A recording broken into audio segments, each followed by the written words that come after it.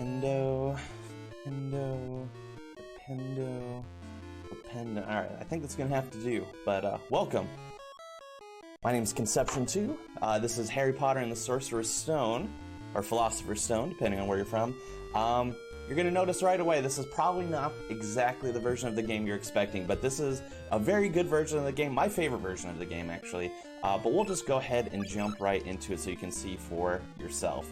So time will start in 3, 2, 1, go. Alright, as I mentioned, this is a Sorcerer's Stone, and this is for the Game Boy Color. Very different version than you might be used to seeing, based off the visual alone. Obviously, it's a pixelated graphics game, and it's actually a turn-based RPG, not an action platformer as we're used to seeing.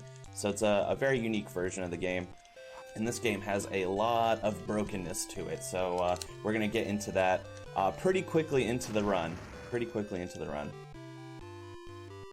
Now, fortunately / unfortunately, the most stressful part of the run is in the first, 4 minutes of the run here. Once we enter the Gringotts vaults, that's when it's a bit stressful.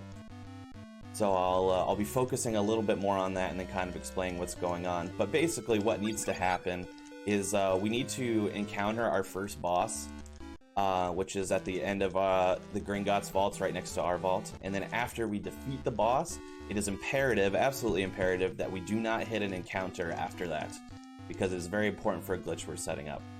But before we head into Gringotts anyway, I'm gonna go grab an extra potion, just for safety. That's just gonna make things a little bit easier for us. And then we're gonna head right into the vaults. So yeah, it's a turn-based RPG, like I mentioned. Think Final Fantasy. The Philosopher's Stone version of this game, it doesn't have a party component, so I'm going to be Harry, and I'm going to be doing things as Harry only the whole time. I also run the Chamber of Secrets Game Boy Color version, which does introduce party components. You get to have Ron and Hermione as well. But basically, we're going to make our way up to the boss here. We don't want to hit encounters on the way to the boss either, just because it's slow and they can hurt us. Because we're level 1, so our speed is not super great yet. But if we do hit them before the boss, it's not a big deal. It's after the boss that we really want to avoid doing. Alright, first screen is good. We have 2 screens to go through here. Get to the boss, basically. And this is the second of the 2. I'm going to save right before, that's the boss. Alright. The boss is 1 giant rat and 2 small rats. We're going to take out the smaller rats first.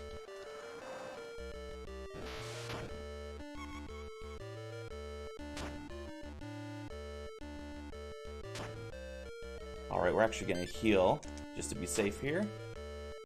In a PB attempt, we'd only take 1 potion. We definitely wouldn't heal there, which makes the front part of this game extremely reset heavy from a PB perspective. We're actually going to heal again. And you'll notice there when I healed, I used the item, and I actually pressed A on a specific frame between turns, which caused the rat's turn to be skipped. We call that enemy attack skip. That's a little glitch that we're going to utilize a good chunk through the run, basically. And it allows us to use an item or flee and then skip the enemy's turn, basically. Now you're thinking, cool, I defeated this boss, right? A good idea would be to save after I defeat the boss. That way, if I do hit an encounter, then it's not a problem.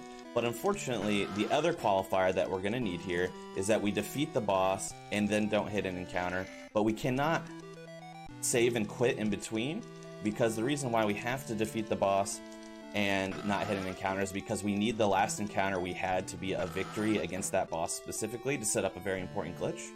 If we save and quit, then that data is erased from the game, so we don't have it in the kind of the background anymore. So right now we're hoping that things will go well here. So far, so good.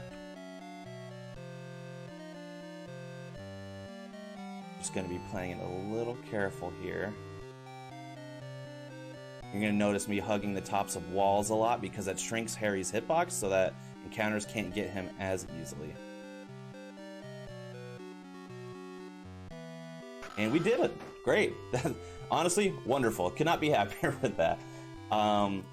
So the glitch that we're actually going to be setting up 3 different glitches at once here. Like I said, this game is very broken. But what we're tasked with doing right now, basically, is getting our school supplies. So we just went to our vault to get the money to pay for them, and now we're going to buy them.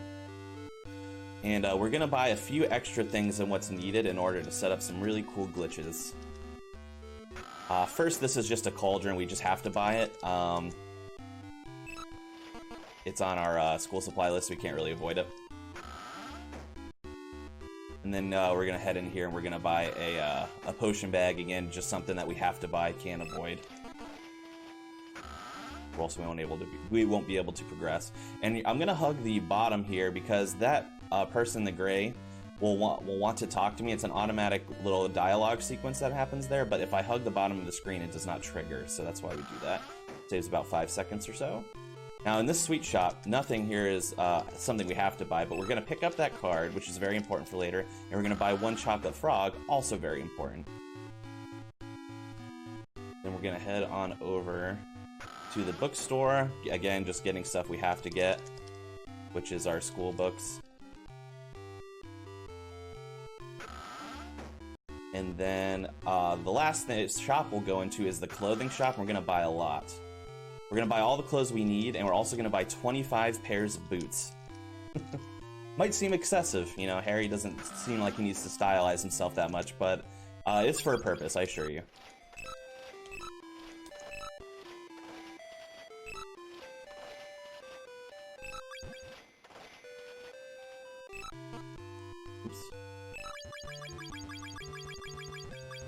Bought 1 extra thing, so I'm just gonna buy the bare minimum of the boots. Usually you just buy 25 because it's faster, but I believe I bought an extra pointed hat for no reason, so it happens. We're just the bare minimum we need is 16. We only buy 25 because you can just press left once and then you're on 25 and that's fastest. But we got everything else we need and that was what's important. And now we're gonna make our way to platform 9 3/4 for the train. Now I'm going to be setting up the most important glitch here, which is called the Frog XP glitch, but I'm also going to be doing another glitch called the Infinite Card glitch. But what I'm going to do is I'm just going to perform them first because it needs a little bit of focus, and then I'll explain them after. We're going to get on the train here.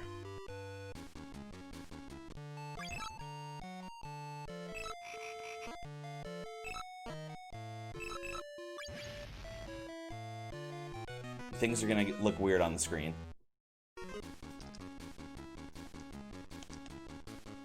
Okay. We still have a little bit more to do with this, but right now we're just moving over and talking to the NPCs we need to in order to trigger the glitch, which is Neville here.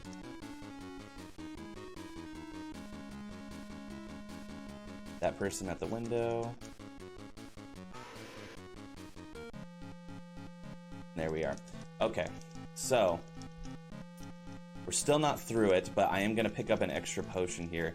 The first thing I'll talk about was the infinite card glitch. You saw I bought 1 chocolate frog, and then I went over to it, and I was able to kind of press A on it infinitely. If you go to your chocolate frogs, and instead of pressing A to click yes to use, if you hold left and A to use it, you can just press A an infinite amount of times, and each time you press A, it's going to give you 255 wizards cards, which we're going to need for card combos, which are very glitchy items in the game that cause a lot of interesting things. But now, we're on the lake. I couldn't really avoid that encounter, so we're going to hit it anyway, because we need to hit one. And this frog is not supposed to be here, and obviously there's a glitched enemy up top here. Seeing this frog means that I've done all of the frog XP glitch correctly. So we're just going to defeat the frog.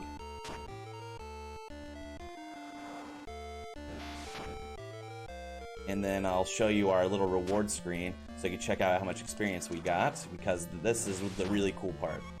We defeat the frog. Look at our screen here. Look at all that experience. It's all glitched out.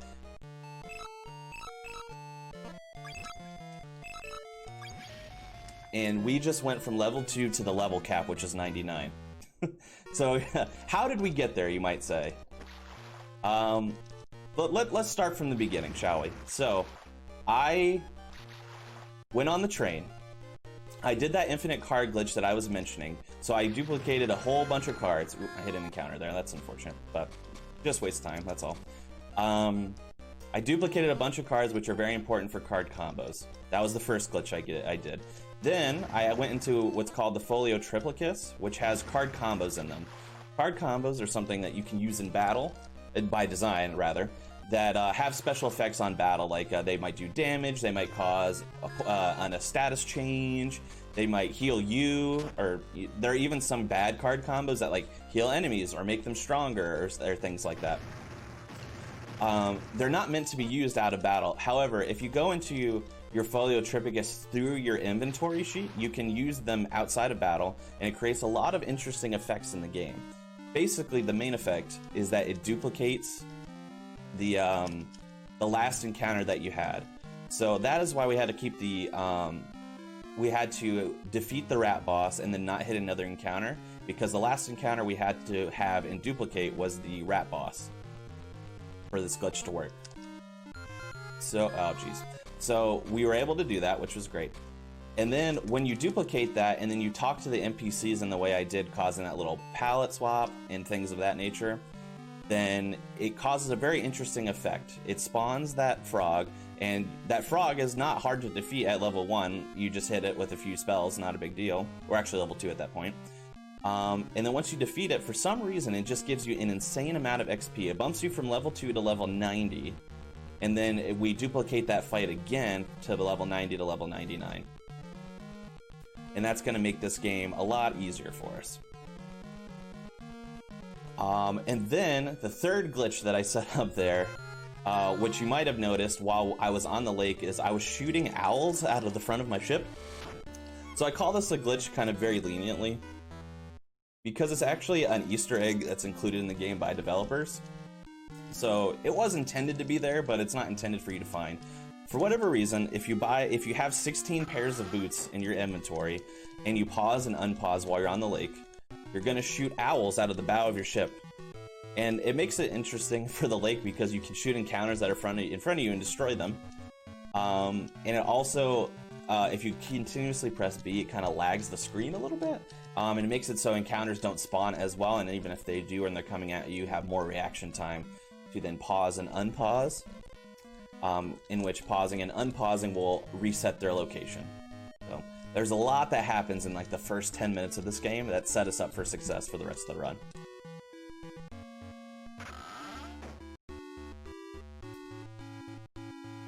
But now we kind of slow down a little bit. We have a cutscene here that's kind of lengthy. It's just the sorting. So we see everybody get, well, not everybody. We see Hermione get sorted, then we get sorted. And then Ron gets sorted after, and that's all we see. But very, very simple. But as you can see already, the game is busted wide open. We're level capped before we even get into the school, so we're now level 99. And that's gonna make our make it so we don't need things like equipment, because this does have like an equipment feature. Like you can grab, you know, robes and belts and gloves and hats that make things easier for you. But you don't need to, because we're level 99 and nothing's really going to affect us that much. One other thing that I did on the lake that you might have noticed, but it was very quick, was before I duplicated the fight using another card combo on the lake, I threw on one pair of gloves, the dragon skin gloves that we bought. And that's not for any stat bonuses or anything like that. It's for a fight skip later on. We're going to have a class, one of our classes, Transfiguration, is going to be having us go to find a purple rabbit. And the purple rabbit is just outside. It's not too hard to find, actually. But if you don't have that specific pair of gloves on, you will go to grab the rabbit and you have to fight the rabbit in order to get it. But if you have that pair of gloves on, you can just grab the rabbit, and then that's it. Easy peasy. So now we're sorted. We need to make our way to Gryffindor, but we're going to make 2 pit stops to grab some herbs. Some herbs, rather. Oops, stuck there. That is because for our herbology class a little bit later on, it's going to be having us collect, I believe it's 6 different kinds of herbs. And we're just going to grab 2 of them that are in the castle because they're the fastest and easiest to grab. Also, very convenient is that the castle has a lot of shortcuts. So we were on floor 2 there, and we just took a shortcut from floor 2 to floor 5. Skip a few floors of movement. And this is 6, and then up to 7. And we're going to stop at another little classroom here. This one is always a little dangerous because it's a very long classroom. So it's very easy to hit encounters here, but luckily we didn't, so that's good. So basically we have 2 of the herbs needed for the class. And we're going to go talk to the portrait here so we can get into Gryffindor. However, we don't have the password, so it sends us on this mini fetch quest in order to get the password. Basically what we need to do is Nearly Headless Nick is going to help us out with the password, but he wants a tie to keep his head on straight. So we're actually just going to go grab the tie first and then go talk to him and then be like, hey, we actually already have a tie. Another shortcut here, we're on floor 5. Going to the bottom here takes a shortcut to the dungeon, which is below the entrance hall. And we just have to walk through and then we're in the entrance hall where the tie is. Now you might be thinking, we were just here, right? Why not grab the tie while we were here before heading up?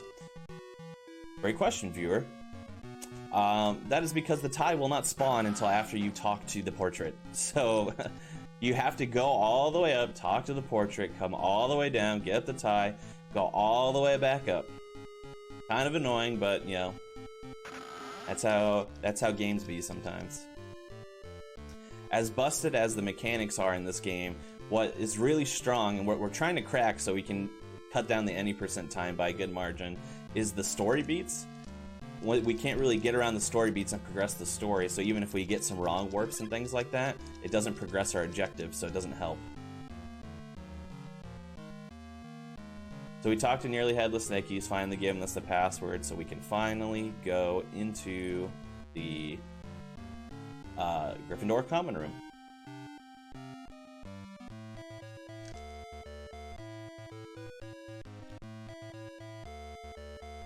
And we just head down to sleep here and then over to our bed. So you might notice my outfit. You know, I like to dress the part. Anything for charity. You know, that's what I say. I run one or two other Harry Potter games as well, and I always like to, anytime I'm in a marathon, I like to dress up for those as well, so hope you guys like it. I live in Florida, and it's very warm here, so, I'm sweating it for you guys, but I'm sweating for the children. That's how I view it. Donate for sweat. Donate for sweat, donate for Harry Potter. Do it all. Donations we do. All right. $5 anonymous donation. Thanks so much. Thanks for that anonymous dono. I appreciate that. Yeah, let's get that money in. Save the Children is a great cause. It's a cause that I've run for quite a few times actually. I've done a lot of research into it. They've done a lot of great work, especially now with everything going on with the COVID-19 crisis. They're really helping out as many people as they can, and can't emphasize enough how much we should get that money in. And I'll be having a little personal donation incentive that I'm going to be doing a little bit, quite a bit later into the run, but I'll talk a little bit about that when we get closer. So now starts our class schedule. Basically, we have to do every class once. It's kind of tedious, but we're going to start with potions. But we made a pit stop into the card club there. We got an important card combo that we're going to need for later called Reign of Bludgers, which is basically a card combo that allows us to attack all enemies on the field. And since we're level 99, that can do a pretty big chunk of damage. And since we've duplicated all those cards, we can cast that Reign of Bludgers card combo quite a bit in battle. For Neville. For some reason, on day 1 of potions, while everyone else is sitting down, he's brewing a potion and it explodes in his face, so we gotta get the cure for him. That's gonna involve us getting 3 ingredients, 2 of which are in Snape's office adjacent to us, which is nice, but the other one is outside. So first, we're gonna try and hit an encounter here because we need Snake Fangs, so I'm gonna hit this on purpose. Hopefully it snakes, and it is. It's 1 black and 1 brown snake. The black snake can't drop Snake Fangs, but the brown one can. So we're gonna go for it anyway and hope that we get one. We got antidotes instead. Let me just check. Because I was gonna say that I think that's glitched because a brown snake can't drop an antidote. So the fact that I saw 2 antidotes there tells me that that second antidote was actually snake fangs. This game is very busted, so it was a little weird. The black snake can drop the antidote, but brown snakes can only drop snake fangs. So the fact that I saw 2 antidotes there kind of told me that I got my snake fangs, which is good. First encounter is really great. Sometimes you have to duplicate that fight a lot in order to get the fangs that you're looking for, but we got it. So snake fangs, and then we talk to that chalkboard picture of the snake to get the boom slang skin, and that's the second ingredient. And now the third ingredient, which is 2 sets of beetle eyes, are going to be in Hagrid's garden here. Luckily, they're in the same spot every time. They're in this bush, and then this bush up here. And then we got them. Now, it's all about skating through and trying to make sure we don't hit encounters. If you haven't gathered, by the way, already, these small bluing puffs of cloud, those are your encounters. So, and then when you see bigger clouds, that's your boss fights. Not that any boss fight for us is going to feel particularly difficult now that we're level 99, but just so you know what you're looking at. So that was a really good potion segment, actually. Very, very quick. The only time waste that I had was having to check to make sure that I got snake fangs, which was fine. Yet Snape still takes points away, or says that we did it too slow, despite us doing that really fast, actually, so pretty good. Next class we're going to do is flying.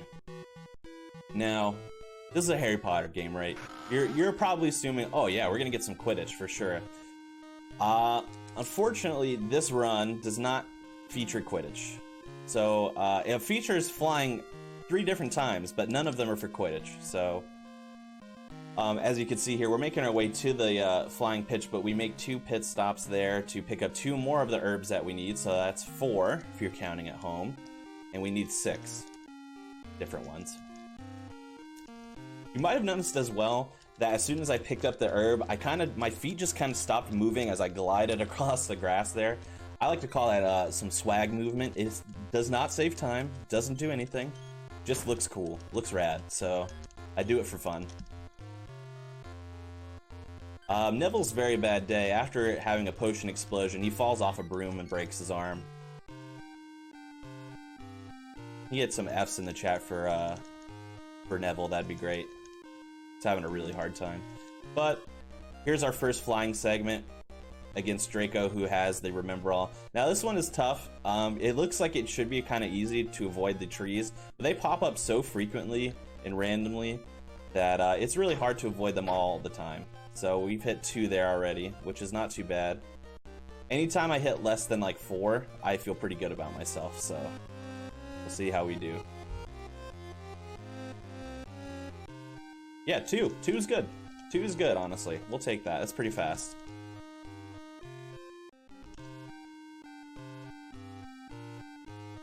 Another interesting thing that I always like to point out, just because I think it's weird that this game does it. So usually, this is a Game Boy game, Game Boy Color game. So you would think, right, you should mash A and B to get through text faster, right? For some reason, no. So if mashing B is good, mashing B is just fine. But if you want to mash text the fastest, you can't use A. For some reason, A causes like a lag during text boxes. It's not fast to use. So when I mash, I'm actually using B and select, because those are the 2 buttons that you can mash to progress the text the fastest. Alright, that is the 5th one that we need. Now we do need 6, but we're going into herbology now anyway, and that is because the 6th herb will not spawn until we start the class. So we're going to start the class here. The 6th one is the Mandrake root, and it's actually just outside in the garden, so it's very quick, makes herbology a very easy class since we gathered all this ahead of time.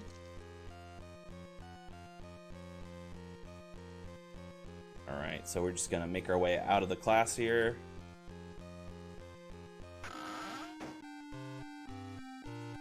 It's just in this little garden patch out here. And we just make our way back in. All of a sudden, everybody's gone for whatever reason. Didn't see them leave, and there's no way they finish this faster than me, but whatever. But herbology is not technically over because our reward is 2 potion recipes, and we can only get potion recipes from Snape. So we have to go to Snape's office and go get them in order to end the class and finish it.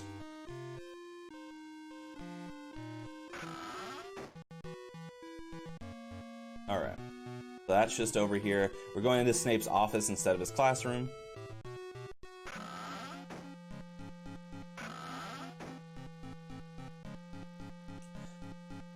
You'll notice here, you'll notice here and basically at all points throughout the run that the goal for movement is to move diagonally as much as possible, just because that's the fastest way to move.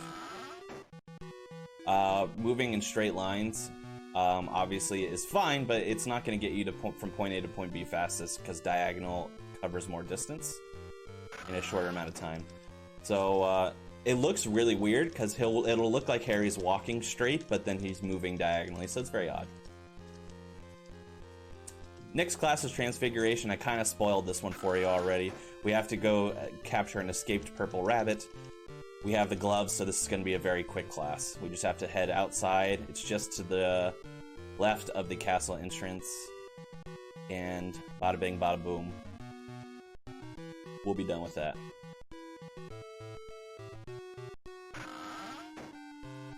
Hopefully without hitting an encounter. But I do get snuck up on a lot. Now, the game prevents an encounter from spawning directly on you, on your body, but it can spawn an encounter like immediately in front of you, like the second before you're going to be there. So it makes that unfortunate. Like, as much as we try to pause and or dodge encounters, there are some that we're just not going to be able to skip. And that's what makes it kind of unfortunate for us. But very simple. We got that covered. And now is my least favorite class, which is Charms. Classic movie or book moment, right? We're going to learn Wingardium Leviosa, which is absolutely useless for the run. We don't use it at all. But we have to do the class, so we have to learn it. But the way that we learn the spell is by doing a memory game that is just too long and just kind of weird. So it's just like using the D-pad and matching Flitwick's movements here, but it's very, very long. So you'll see.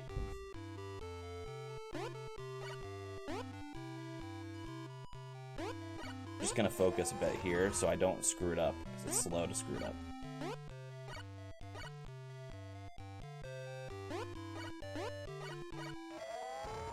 So we have to make this feather float up 3 times. Luckily, this one was pretty easy.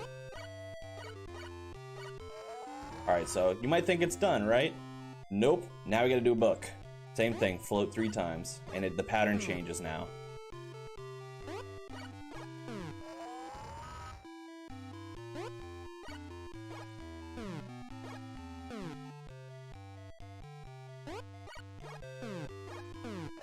You can kind of notice it starts off with a certain number and then adds 2 new movements each time.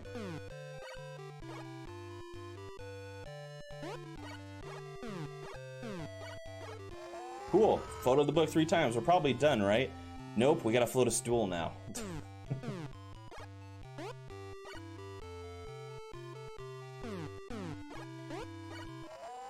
That's the first one.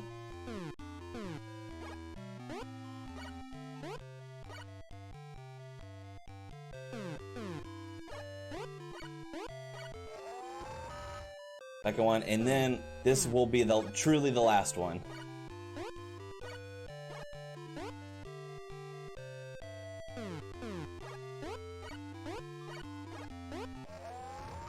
Alright, and as soon as we finish that last one, we can press enter to escape like the victory animation, which is good. And then in between these cutscenes, we're just moving down a little bit to get us a little bit closer to the door. Alright. So yeah, that's my least favorite class for obvious reasons. Just slow, it's unnecessary, and that is RNG every time, so there's not a pattern that I can memorize. It's RNG each time. It changes the pattern every time I do it. So it's so easy to just make a mistake there because there's so many patterns to memorize. Not my favorite part, but luckily we got through it unafflicted. Next is Defense Against the Dark Arts, which we are now afflicted, actually. Peeves comes down, he curses us because Peeves is a jerk. And now you'll see me blinking orange every few steps. If you've played Pokemon before, think of the poison condition here. Basically, every time I blink, I'm losing 1 health, which in a casual playthrough would be devastating because you'll probably die a couple times. You'll have to get some potions. It's kind of a nightmare. But we have 800 hit points, so it's not going to be a problem for us. And we're just going to go get the Cure Book, which is past this boss. Now, this boss typically takes 3 hits. If we get a crit, we can do it in 2, which would be nice. Now, we're going to get it in 3, which is fine. And after we defeat this boss, we're going to get the Curse Book to remove the curse. But that's also going to give us a new spell. I'm going to go in my inventory and use it. Oops. There we go. And that gives us the spell Mucus Ad Nauseam, which is going to be a very important spell for the end game. We're not going to use it until the end. But it's basically a poison spell, similar to the one we had cast on us. Basically, during combat, we're going to cast it, and it's going to deal a certain amount of damage each turn. 1 casting will give you 20, and you can actually cast it multiple times in order to stack the damage. So at one point, we're going to cast it 3 times in order to make the damage 40. It adds 10 each time after the initial casting.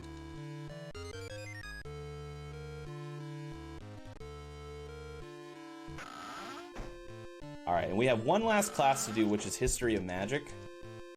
This class is the most bonkers in concept for me. Like, I never could fully grasp why this would happen.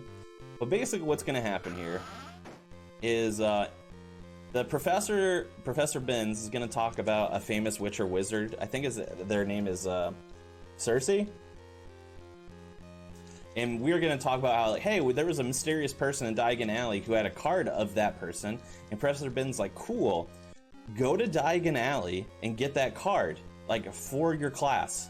So everyone else is just going to sit here while Harry is going to take a train ride over to Diagon Alley to go talk to a shady individual to get a Witches and Wizards card. And then he's going to come back.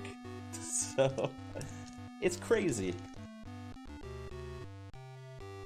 But basically, this is going to be a very simple boss fight. Hopefully, I didn't rub my scar off there. But very simple boss fight. And it's going to look very familiar, but it's going to have a much easier outcome. I am actually going to save before this fight starts because the last practice run I tried to do of this game before the marathon, my game froze right here. And it's never happened to me before, but I don't want it to happen again, so just to be safe. Ah, yes, so we got our classic rat boss fight with just some palette swaps, but it's going to be a lot different now. We're going to use this Rain of Bludgers combo, and it's going to at least take out the 2 rats, the 2 smaller rats. If we get insanely lucky and it crits on the big rat and does enough damage, we can one-shot everything, but we didn't get it, so it's fine. That'd have to be like an insane amount of luck for that to happen. Basically, we take them out in one shot and do half damage to the rat, and then we just hit it again. No problem. We get the Witches and Wizard card we need. We just got to get out of here, making this Gringotts segment a lot better than the last one, honestly.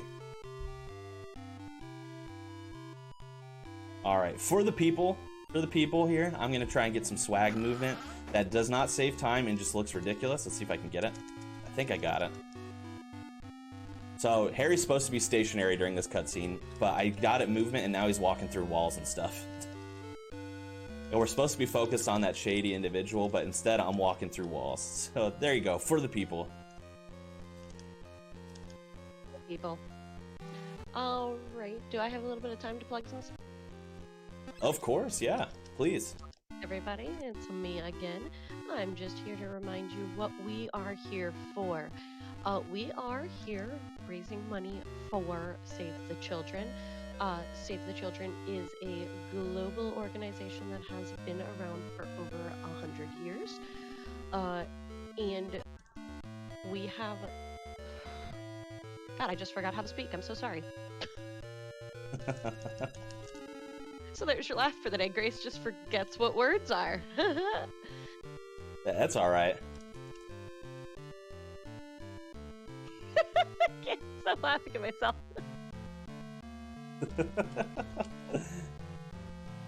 Donate to save the children. They're awesome. I'm just gonna stop. That, you know what, the point was there, which is we need to donate to save the children because they're awesome, and I think that's a beautiful point. Well made.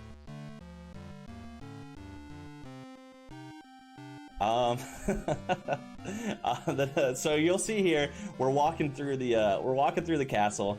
It's dark. We're walking right in front of teachers because we just don't care. Basically, we were challenged by Draco to a duel. So we're gonna go meet him here, and we're gonna do 2 cutscene skips. One is right here, which is very easy. If we just move diagonal up and left, we'll skip it. And the other one is I'm walking around this room very purposefully and very strangely because I'm avoiding all cutscene triggers in the room. And by doing that, I'm saving about 30 seconds because there's a long Filch cutscene that can take place there. Nothing too complicated to do, you just have to follow that movement pattern, basically. Not too bad. Now, like I said, the castle is dark here, and usually the castle dark is very bad because the castle darkness means that encounters will spawn on castle floors now, which is very annoying to deal with because that also means that shortcuts are closed when this happens. I'll wait there for a second. So we have to walk all floors normally, but also encounters will hit us. And at this point, we do not want to hit an encounter because we're setting up a very important skip coming up. So you're going to see me pause while walking here a little bit just to avoid letting it. I'm going to let encounters spawn and then move. And that just helps me to not get sniped by them, hopefully. If we do hit an encounter, it's not a big deal, but it's going to waste at least 30 seconds. So we don't want to lose that time. And then we'll make another skip a little bit harder. So we're gonna hope for the best here. We're on the last floor, so hopefully. All right, we're good. Nice. We played it a little bit more cautious than I normally would there, but it achieved the goal. So that's what's important.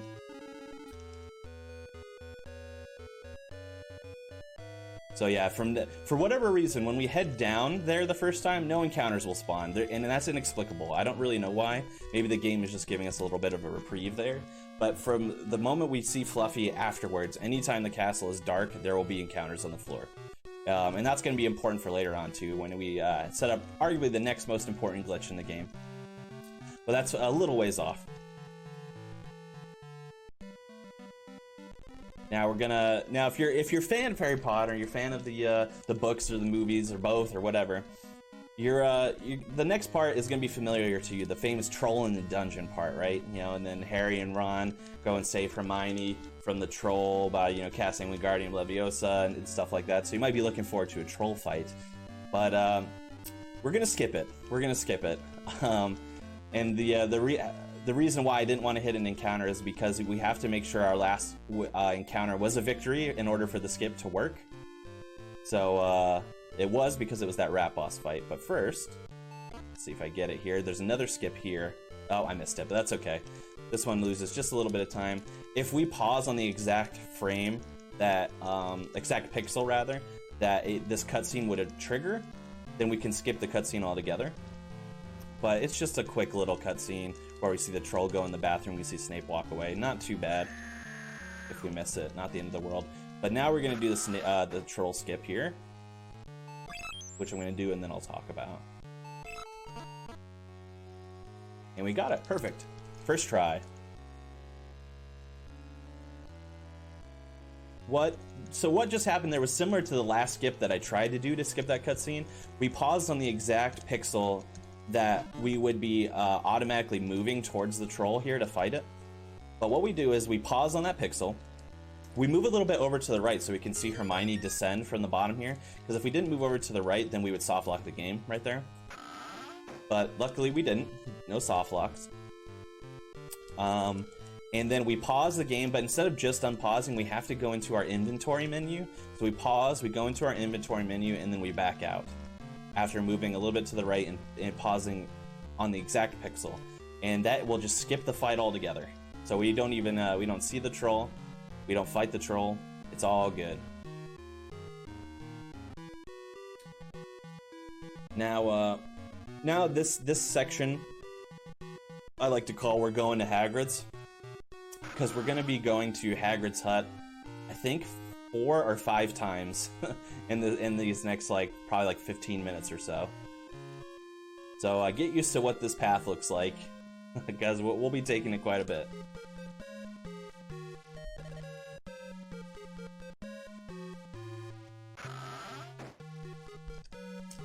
Yeah, another really good reason why the troll fight is so good to skip is because it's the troll actually has the second most HP out of any enemy in this game, including bosses. So it has a chunky amount of HP. Look, we could defeat it easily, but it would waste probably like a minute, if not more, fighting it. Which it's just we don't have that kind of time, so we ain't gonna worry about that.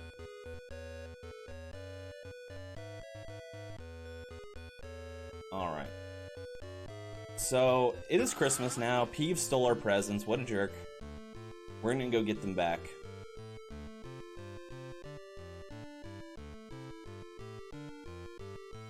Luckily, it's just on the floor below us in this hidden, Filch's office, I think is what it is. It's like a large broom cabinet / storage area, but I think it's meant to be Filch's office, which is kind of sad for him.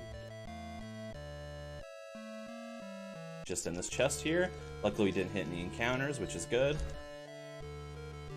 But we get in trouble because we're not supposed to be in Filch's office, even though that's where our presents are, and no one else is here. There are barely any students in the school, and we still lose points, so it's a little bit unfair, but, what are you gonna do? And now we can just head back up using shortcuts to the common room in order to open our presents, and we got a nice lengthy little cutscene here coming up. A little too low there, yep.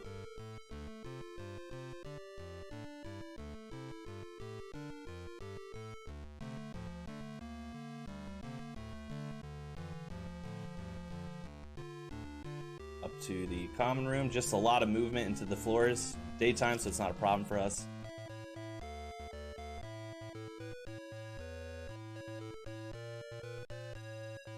And voila, nice cutscene here.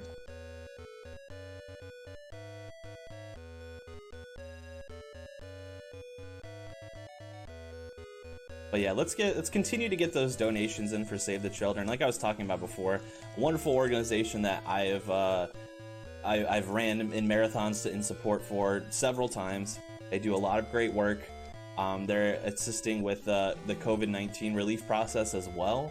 So this money not only goes to bettering, the education and feeding children and assisting them in whatever way they can. It's also assisting them in if they, happen to be dealing with a particular case of that illness. So let's get that money in. Let's get that support in.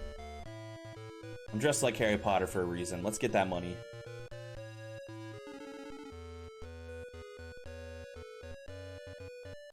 In fact, I'll make a call right here. So we're basically, what's happening in the story right now is we have to head to the restricted section in order to do some information on Nicholas Flamel. We're just gonna try our best to avoid encounters and make our way down. So not a lot happening right now. Well, here I'd like to get even a $5 train going, maybe. That would be cool. I want to see some house pride.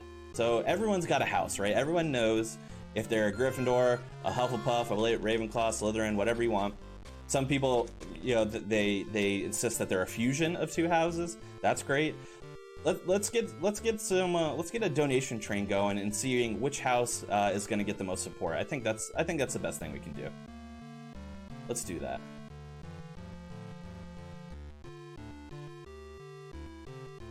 But now we're in the library.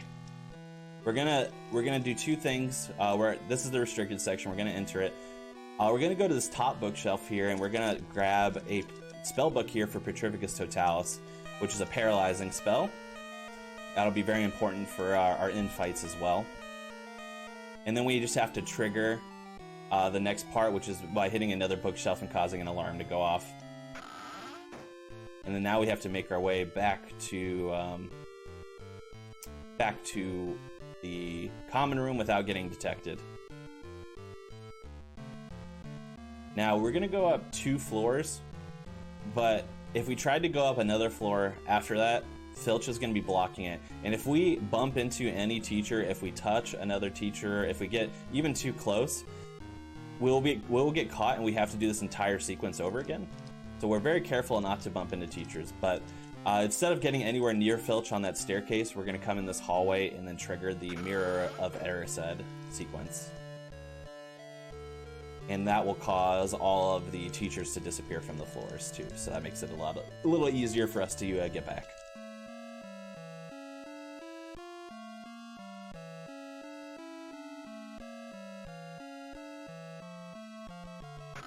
All right. Very quick little cutscene there.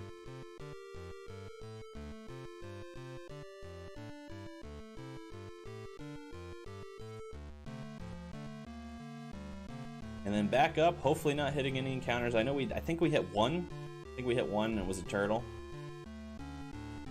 One thing that's crazy is despite us being level 99, there are plenty of enemies that are still faster than us. They still have better speed than we do, including turtles, which I think is insulting. But we can still outspeed, we could still run away from things that are faster than us, but it just makes it more difficult. And then if we fail to run away from a turtle, that's like the slowest thing that can happen because their attack animation, which by the way is shooting fire from their rear, is the slowest attack animation that there could be besides like casting a spell, I guess.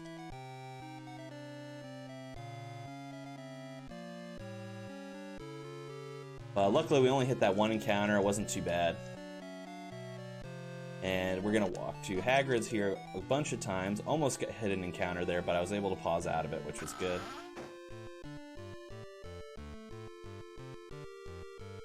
Yeah, weirdly, the library during the day has encounters for us. I don't know. Kind of discourages from studying, in my opinion, but okay.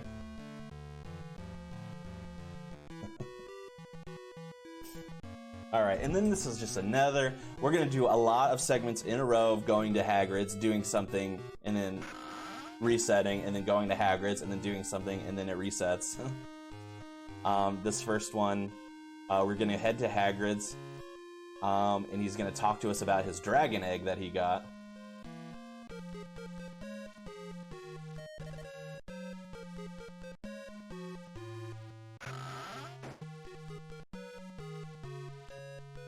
There we are.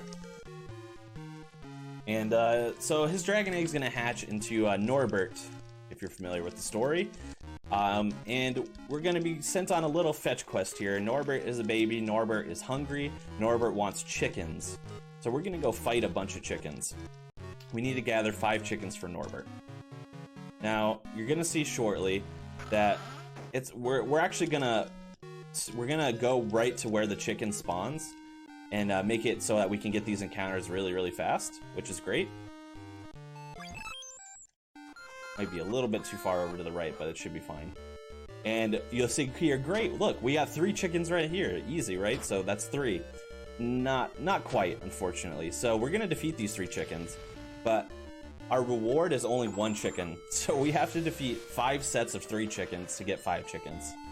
Luckily, we got this Rain of Bludgers card combo that makes it so we can defeat all of them in 1 turn, which is great. So it makes it quite a bit faster. And we're just gonna do this a total of 5 times. Now you might have noticed I saved right before this, not because these chickens do a particularly lot of damage, as you can tell, but occasionally, and this has only happened to me once, I think, you can, if you continuously fight chickens like this, you will freeze the game. Don't even soft lock, the game will crash. So I saved there just in case we do get a game crash. Hopefully we don't. It's only happened to me once ever, and I think I have close to 1,200 attempts on this game, so.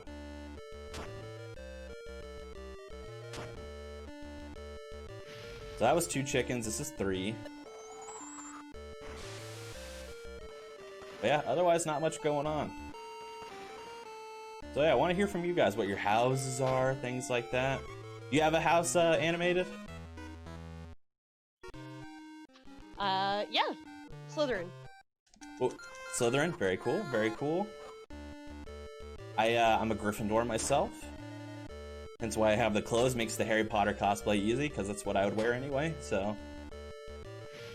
So yeah, hopefully we get some donations in to hear about what, how, you know, the pride of Ravenclaw or Hufflepuff or Slytherin or Gryffindor, obviously, too. Well, yeah, I want to hear about people's houses and how they see themselves. It's always very interesting to me.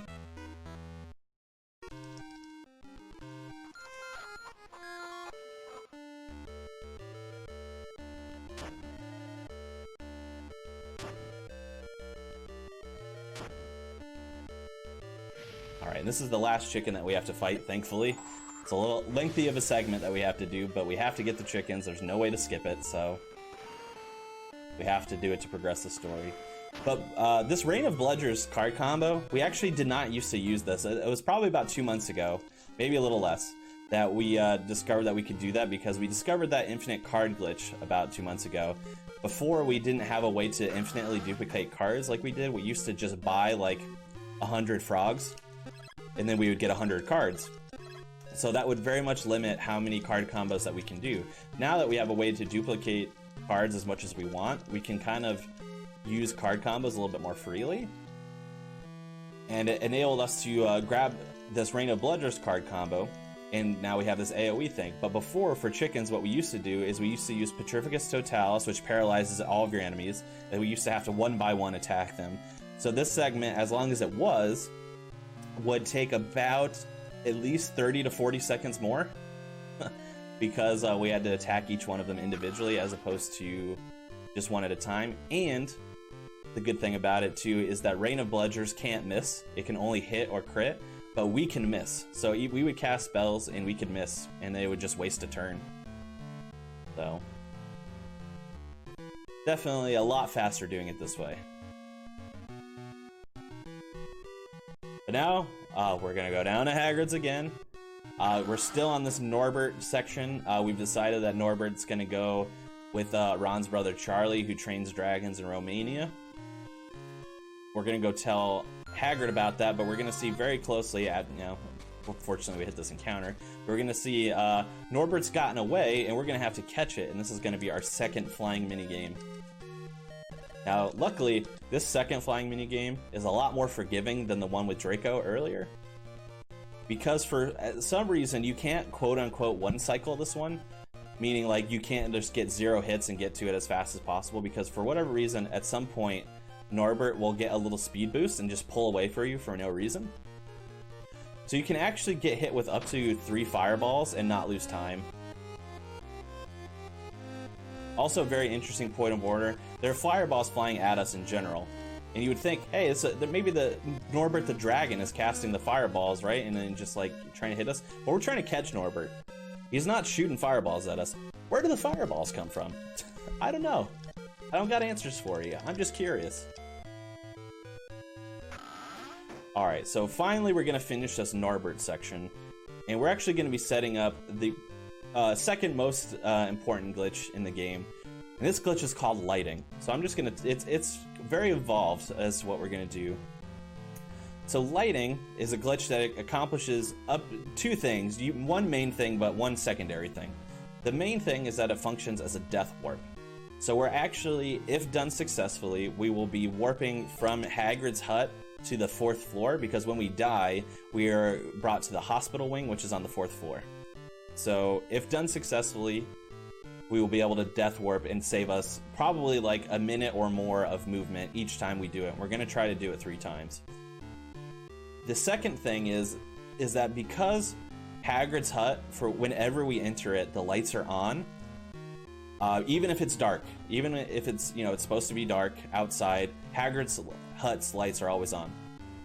So because we do this death warp glitch called lighting in Hagrid's hut, whenever we do complete it successfully, it will also be lit up in the castle, which means that there won't be encounters on the floor, which is great.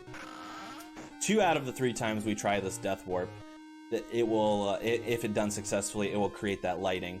The third time, we're going to be doing it in the dark, so it won't achieve that lighting, but we don't need it anyway. So the way that it's accomplished is by using a card combo, and we're trying to kill ourselves, basically. So what we're actually going to do here is we're going to grab the crate that has Norbert in it, and we're actually going to save and quit.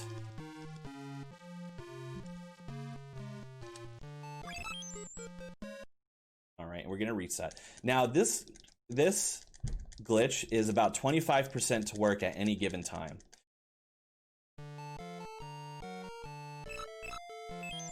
So hopefully we get a little lucky.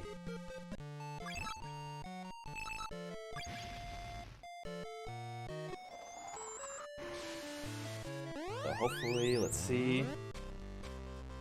Nope, we didn't get it there. So as you can see, we're using a card combo, and because we don't have an encounter, we saved and quit, so we don't have a last encounter. I'm just gonna try this one more time. Oops. Oop, jeez. There we go.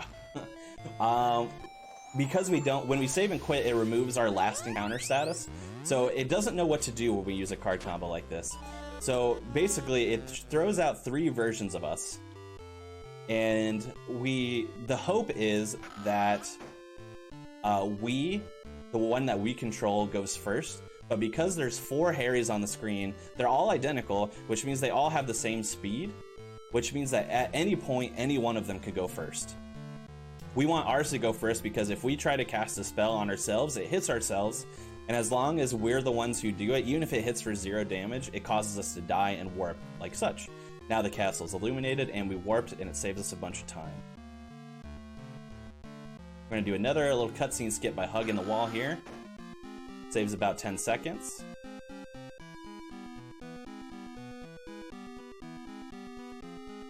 And we're trying our best not to hit any encounters here.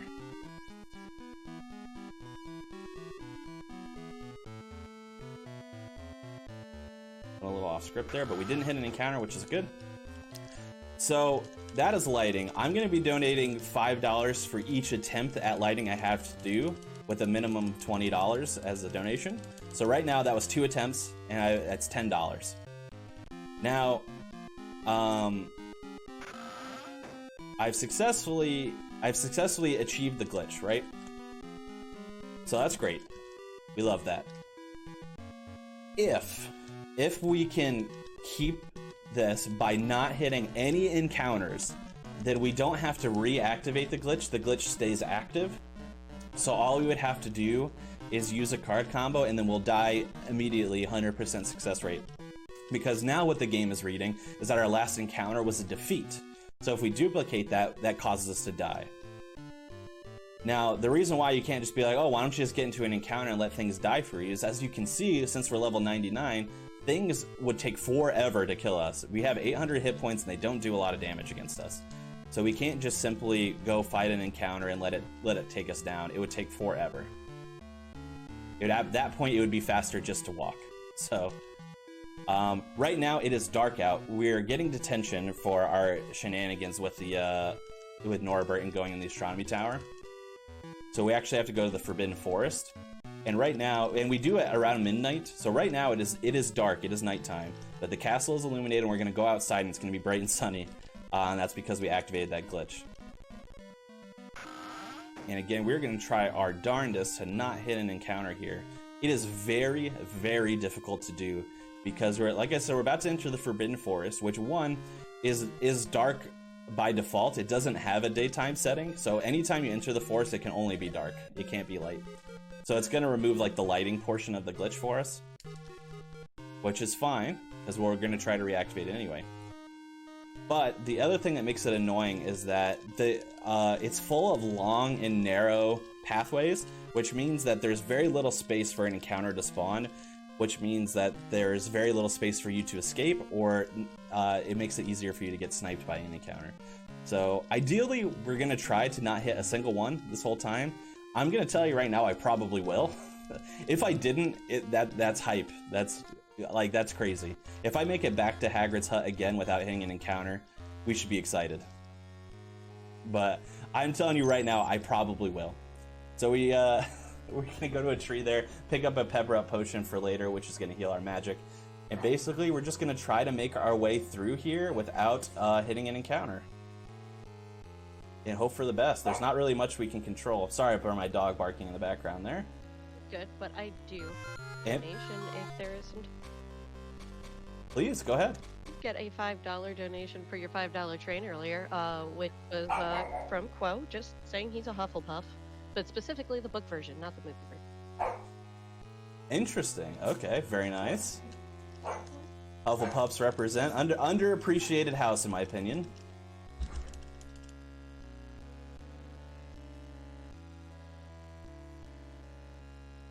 As you might have noticed, by the way, we did hit an encounter there, so we're going to have to try and save and quit and reactivate the glitch again, which is fine by me, because that just gives us more opportunities for fundraising, so no worries.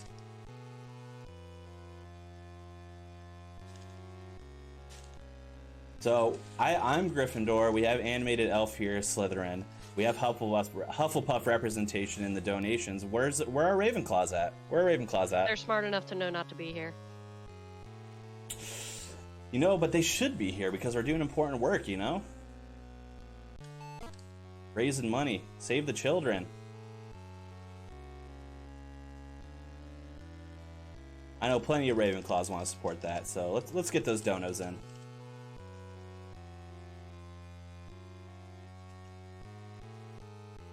But yeah, besides that, this is just a long, arduous segment where we have a few cutscenes in between, but basically we're trying to just get to the end. Where the unicorn is, and trying to hit as few encounters as possible. That's all. There's not really anything else of note besides that. I'm hugging the tops of walls as much as I can because it shrinks my hitbox, so it makes it so I'll hit encounters less frequently. That's it. Let's see here. A caution to the wind now, since we already hit an encounter. Who cares? There we go. Alright, so this is the end of the forest where we need to be, but after this cutscene, we have to still walk our way all the way back. Luckily, there are no cutscenes to stop us, so it's a little bit faster in that way, but so you might get to this point, you might not have hit an encounter, which happens to me often. Usually if I hit an encounter in the forest, it's on my way back, not on my way there, for whatever reason. Probably because all these cutscenes make it so it shrinks it a little bit, less walking space because it's automatic. But yeah, you might think you're safe here, but you're not entirely safe, not yet, because now we gotta walk our way back. So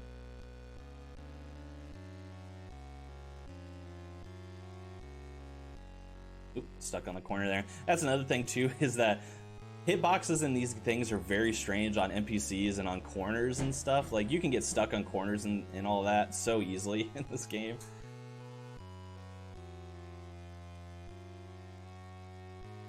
But yeah, so far so good. Just the one encounter.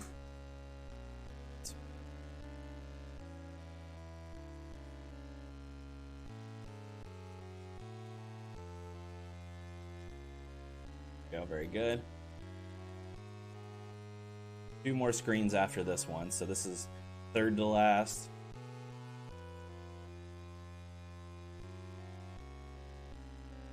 This is the second to last one. This is one where I hit, this screen right here is where I hit encounters all the time, because when you enter the screen, all you have is one single narrow passageway, and that's all that, and you can't get out of it before an encounter spawns. So like, I will hit encounters there constantly, like I just did. So.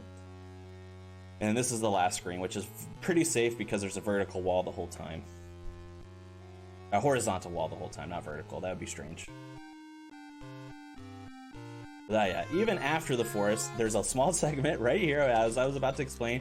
You can make it out, no encounters that whole time, and then you could still get hit by an encounter on your way back up to Hagrid's, which just happened to me. So now we're in Hagrid's hut. We're going to save and quit again. We're going to try to activate the lighting glitch.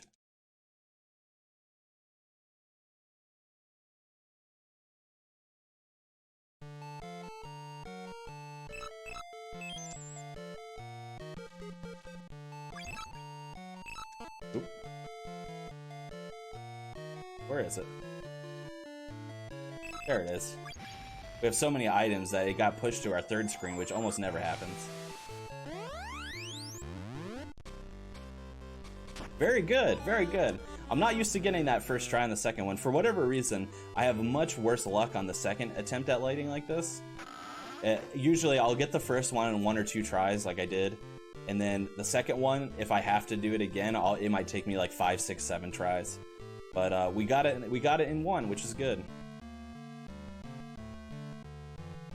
Oops, I forgot we could have just taken a shortcut, but it's alright, we're just gonna walk the long way now because I'm already halfway through. For whatever reason, after detention, even though it's dark time, it shows light time right now because we did lighting, but even though it's dark time, you can shortcuts are active, so you can actually go right from floor 4 to floor 7. But instead, I wanted to take the scenic route, because why not?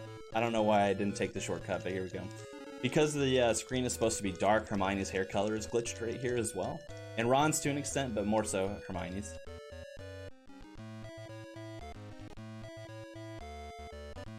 Alright, so we have one more instance that we're trying to use this death warp.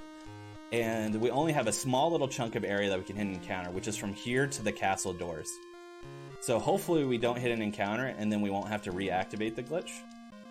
But right now we're up to 3 attempts at lighting. And like I said, $5 donation from me per attempt, so $15, but I said a minimum of 20. And we're gonna hit just the minimum because I have to do it a 4th time. So $20 is gonna be from me after this run, so.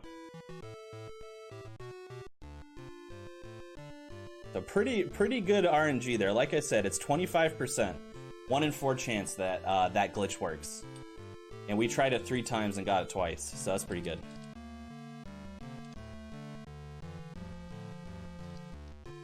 The magic of RNG on our side. So now basically we're triggering the in-game events. We're gonna go up here and we're gonna go to the common room and wait till it's dark, and then we're gonna enter the classic sequence where we have to deal with all the teacher challenges in order to get to the Sorcerer's Stone. Arguably the coolest part of the story, in my opinion, because I love seeing how all the teachers made creative challenges for us to do.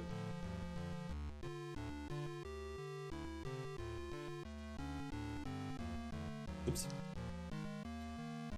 Now, the last death warp, it doesn't actually take us to the hospital wing. For whatever reason, if you die from this point forward, it'll automatically warp you to the door where Fluffy is instead of the hospital wing.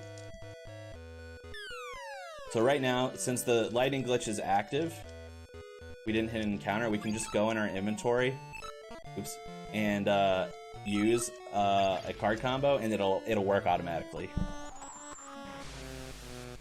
And that saves us having to walk from floor 7 to floor 3, and we can just go right in there. Now, we don't get an encounter with Fluffy or anything like that, it's just a cutscene. We skip right by Fluffy and onto the Devil's Snare, the first of the teacher challenges. And this one is pretty self-explanatory, not too hard. So we have 2 small tendrils of the plant and 1 big one. And like before, we're gonna hit the small ones first and then the big one. But what we're gonna do is we're gonna Petrificus Totalis first to paralyze all 3 branches. And the hope is that the big branch stays paralyzed until the small ones are dead. It's not a guarantee. If it breaks out, then we're gonna have to reparalyze. But it held through, so that's good. And then if we get super lucky, if we crit the big branch, it'll die in 1 shot. But almost always we have to do 2. Yeah, 2 shot, that's fine. And of course we're using Incendio, a fire spell on the plants, because that just makes sense.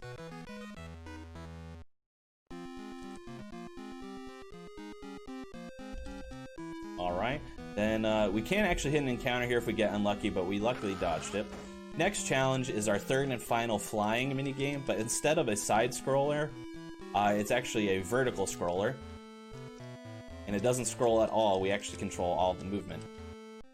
But it's definitely the most annoying. So we have to go to the very top of the screen and get the necessary key to open the door. And these keys are everywhere. And they can just mess you up. There's not a good way to, like a certain path to avoid getting hit by keys. So best case scenario is that you're going over to the side of the screen in hopes that keys that fly off the side of the screen don't respawn, so that there's a little bit of a gap here. And then you're just gonna make your way up and grab the key. That was pretty slow, unfortunately, but you can get lucky and get quite a fast one. That's your keys. Now we got wizard's chess.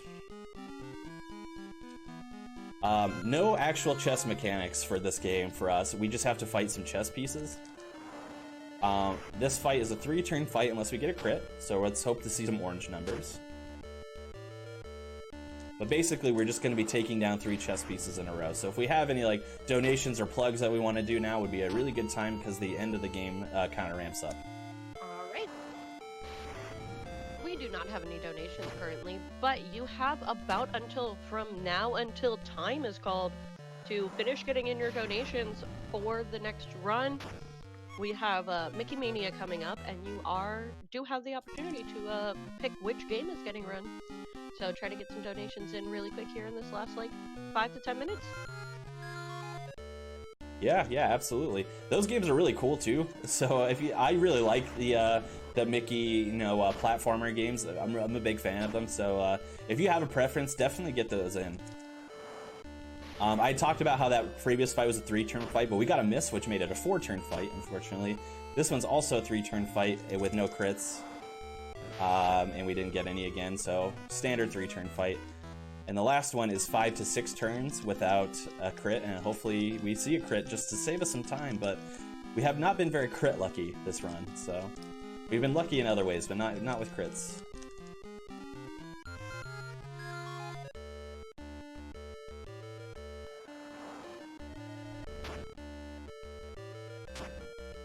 Right in our... Let's see. So that's 1 hit. Oh, we got one! So the 2 and 3 hits.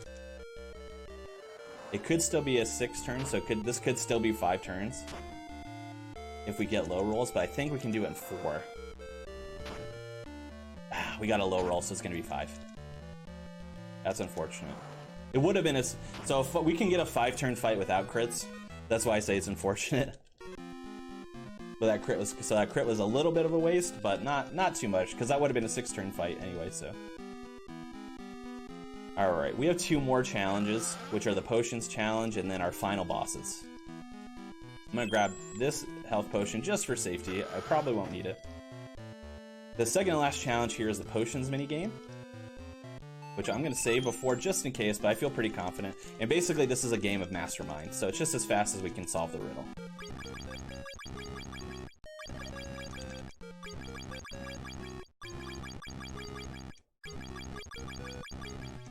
Yeah, pretty fast, not too bad. And basically, you're just trying to figure out one at a time which of the ingredients it works for the potion that we need. And now we're on to the final bosses. First, we're going to fight Quirrell, and then we're going to fight Voldemort. And we're going to fight them in the exact same way, and they're both going to be glitched pretty well. So we're going to be using the enemy attack skip, which if you remember, I talked about at the beginning of the turn, which is where we press A in between us using an item or fleeing, and then the enemy's turn. But we're going to be doing it in a bit of a special way here. So first, we're going to paralyze Quirrell. Then we're going to use that mucus ad nauseum I was telling you folks about earlier to poison Quirrell 3 times, so it stacks to 40 damage. And luckily, when we cast a poison spell, it does not break you out of paralysis. Unfortunately, he broke out naturally there, so we're going to re-paralyze. And then we're going to use an item. Doesn't matter which one. Oops. Fell off the chain there. That's my fault.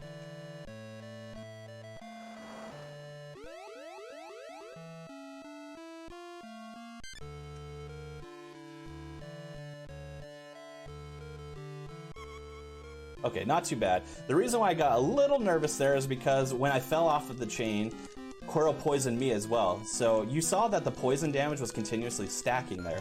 And that's because I'm continuously lagging the screen on purpose in order for that poison damage to just be continually loaded. And the reason why I got a little bit nervous is because the poison damage was not only being loaded onto Quirrell, but I was poisoned at the time as well. So it got a little bit scary, But we made it out alive, so not a big deal. Let's just in case. Time is coming up, by the way.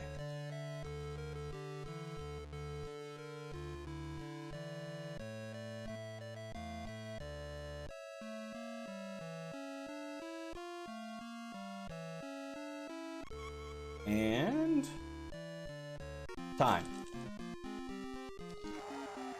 Not too bad of a run. A mid 114 is pretty good. Pretty good. So that's time on the run. I'm just going to show you one quick thing in the post game here a little bit, since we finished a decent chunk ahead of estimate, which is the one thing that makes this game a little bit different is that if you're playing it casually and normally, you see the points here, the house points. You can lose the house cup easily. So even after Dumbledore gives you all these points, where he gives Harry like 60 points and Hermione and Ron 50 points each and Neville 10 points, we could still lose the house cup. It doesn't matter. But because we did so many skips in the run and really eliminated the ability for points to be added for other houses, we have a set factor that will make it so that Gryffindor wins each time. If we had missed just one skip, which is the cutscene right before I enter the tower, when I have Norbert in the crate on my back, it would have cost Slytherin to lose points, which would have set the RNG off to make it so that Ravenclaw would have won. So just an interesting fact there. But that's Harry Potter and the Sorcerer's Stone. Just want to thank NASA Marathon for having me on. I will be also in the marathon on Sunday playing Pokemon Red Any% Glitchless. So definitely check that out. Check out the other runs for the marathon. Support Save the Children. If you like this game, you're interested in running it for yourself, we do have a Harry Potter handheld speedrunning Discord, and it has a lot of really good resources. So just visit the speedrun.com page for this game, which is speedrun.com/HP1GBC, and just click on the Discord link there to join. And we're a really friendly group, very welcoming, very friendly to new runners and beginners as well. So if you're interested, come and give us a join. If you have questions about it, you can always message me on Discord or Twitch, twitch.tv/Conception2, and I'll be happy to help you there as well. Thanks so much again for having me, and enjoy the rest of the marathon. Swish and flick.